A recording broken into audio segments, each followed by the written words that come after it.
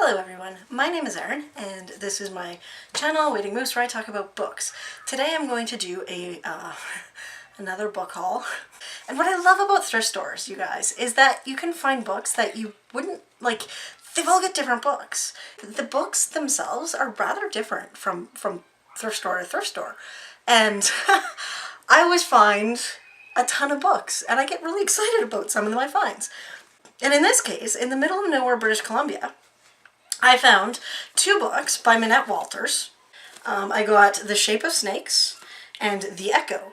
Now, Minette Walters, I've read two of her books. I feel like one of them was called The Ice House and the other one was The Scold's Bridal.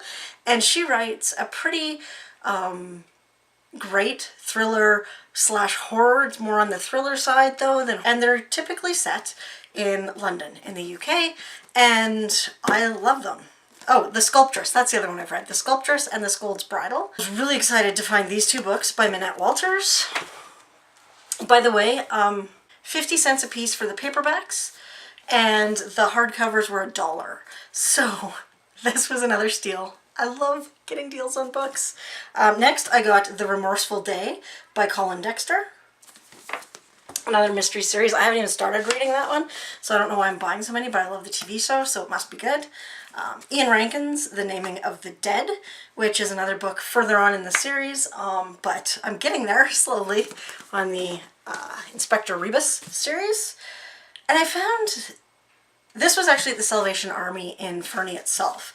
I got Elizabeth I by Margaret George. So a lot of you booktubers read a lot about the royalty, and I've never been a big one for reading the biographies of queens and kings and princesses and all of that. So the books you talk about make it sound so fascinating.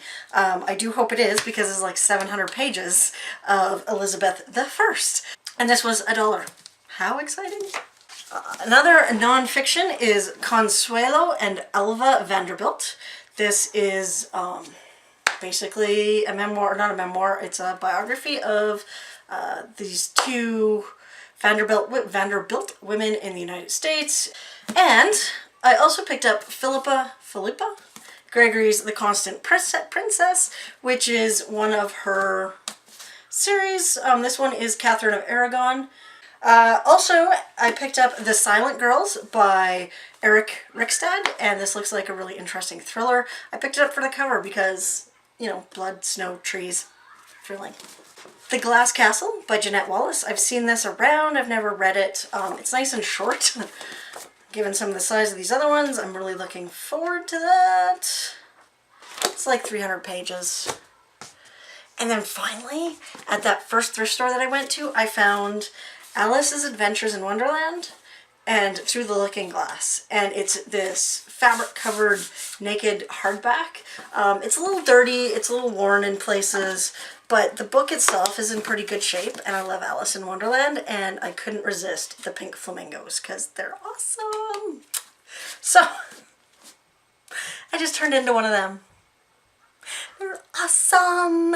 No, I love the cover on this, and I do love Alice in Wonderland, so it was really easy buy for $1. And finally, I did buy one book full price. Fernie itself, it's a small mountain town, and it's basically built around the ski and tourism industry. So in September, it's not very busy. There is a lot of hiking, obviously, it's a mountain town. There's a lot of hiking, mountain biking, kayaking, huge destination for fly fishing.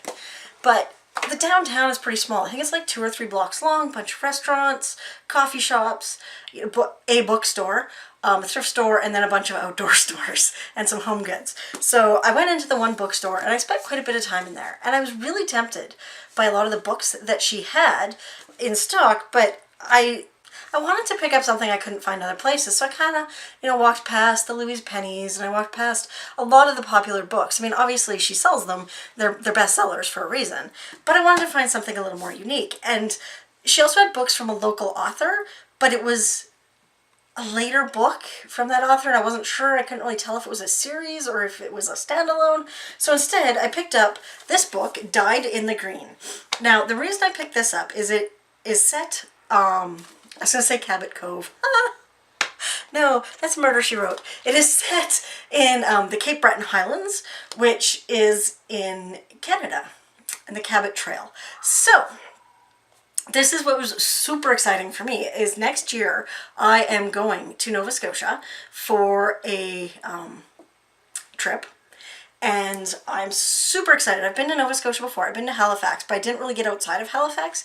And this time I'm definitely going to be going to Lunenburg, probably PEI, and of course, the Cabot Trail. So this mystery is set along the Cabot Trail. So this book is not going to get read until next summer. It is going to be part of my vacation reading, or I'll read it before I go. I'm not sure. It depends on whether I decide to take my Kobo or if I'm going to take actual physical books to read. But how exciting is that? A book set where I'm going on vacation. I'm super excited about that. Not that I'll be able to read it anytime soon, but yeah, that's Dyed in the Green by George Mercer. So super, super excited. Those are the books I bought on vacation, and that's all of the books that I'm going to buy in September. Yeah, I know, that's a bold statement. I'm good with bold statements. Just watch, I'll buy more. I'll just pretend I bought them in October. How about you guys? Like, I'm sure you've all had some recent book hauls. What's the most exciting book that you've picked up recently in a haul? What book are you most excited about coming up here?